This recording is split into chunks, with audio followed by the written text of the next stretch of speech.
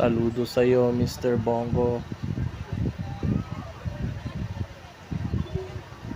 Alam nyo, yung iba na pag eleksyon, after ng proklamasyon, pupunta sila dyan. Ibahin nyo si Bongo.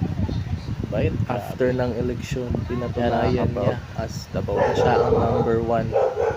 Ang ingay na may tunay na malasakit sa mga kapwa Pilipino. Yung tingnan nyo nga naman. Grabe ka, Mr. Bongo. Solid. Tondo. Pumunta siyang Tondo after ng kanilang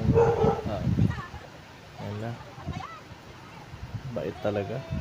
Grabe.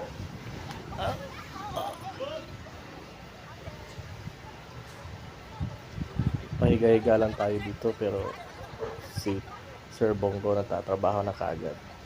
Lupet. Lupet mo, boss.